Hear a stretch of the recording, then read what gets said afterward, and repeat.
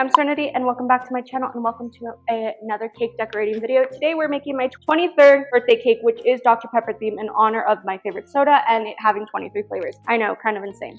Also, I did get Dr. Pepper themed nails to match. So I'm going to walk you through the whole process. Let's get into it. As always, we're going to start by stacking and crumb coating our cakes. I'm using vanilla cake. Funny story, if you go to my shorts, you'll see that I accidentally wanted to make a chocolate cake and then realized I didn't have cocoa powder in the house, but I was mid making this cake, so I just made vanilla. So they're a little short. They didn't rise as much as they would with cocoa powder, but I'm doing a very, very thin coat of that red Russian buttercream that I made between each layer. Usually I double this if I was actually going to eat this, but I'm not eating this at all. No one is. It's just for pictures. And then I'm going to crumb coat in that same red color. I'm using red the buttercream because it's just for pictures. Normally if I'm going to eat something like this, I'd crumb coat in white and then do the top coat in whatever color the cake is going to be. But since the cake is for display basically, I'm just using the red all at once, and it's because I also have most red compared to my other color, which is going to be white. So I'm smoothing that out, making sure to lock all the crumbs in. As always, I do work with frozen cakes, so the crumbs should not be plentiful, but you still want to lock them in. And this cake is about 5 inches tall. Normally my 6-inch heart cakes are about 6 to 7 inches tall. This one, because it was originally a chocolate cake, it didn't rise as much because there is no cocoa to activate with the baking powder in this. But once that crumb coat had set in the fridge for about 10 minutes, I'm going in with my top coat, which is again that red color. This is a pretty thin layer, but I'm smoothing it out. And the key to getting a really smooth buttercream is you want your buttercream to be closer to being melted than like solid. It can always set up in the fridge later. You want your buttercream 10 seconds before you put it in the microwave if it would melt. And that's the key also with reds and blacks to get it nice and smooth and shiny. So I smoothed it out with my offset spatula first, and then I'm going to go in with a bench scraper that I have warmed with hot water to get a nice and smooth edge. And then I'm going to fill in the gaps with that buttercream that is on my scraper and then get this as smooth as possible. Now don't worry too much about the sides because we will cover them up with our swoops, but I want this to be smooth as I can. And then scraping the top and cleaning the cake board using a wet paper towel. I'm not going to go all the way to the edge because I'm going to be using a ruffle on the bottom so I can hide that. Set that in the fridge for about 10 minutes and then it's time to start decorating. So I have my laminated image of Dr. Pepper that I have altered where it says established in 1885 to say established in 2002, my birth year, and then I left the 23 flavors on there. On top I'm going to go in with that ruffle tip. This is one of my favorites. It's really hard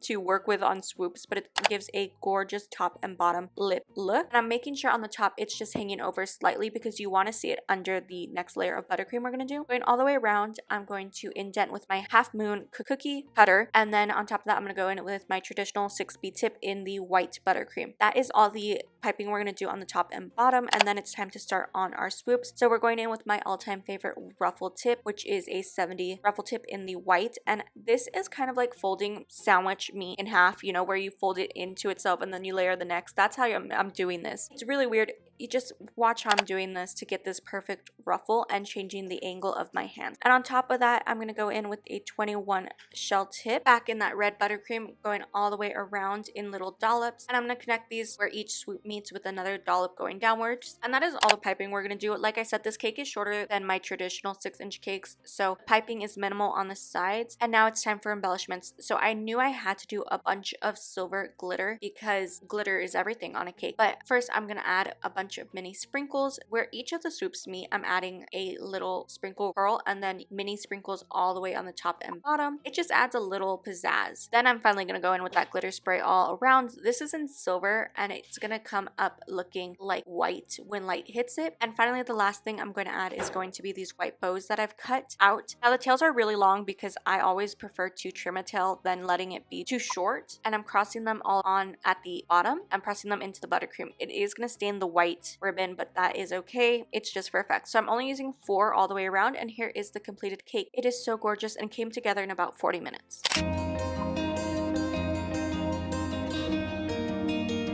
And here is the completed cake. It was a lot shorter than I thought. We're not actually going to eat this cake because I want a Whole Foods cake instead, so it's mainly for pictures. But don't forget to like, comment, subscribe if you haven't already. All my social media are linked down below. I post cake content at least once a month, and they're always on my shorts, multiple of them. So, as always, the doggo picture of the day is going to be this picture of Scarlett, the love of my life. All right, love you, mean it, kisses, don't be stupid, and I'll see you all next time. Bye.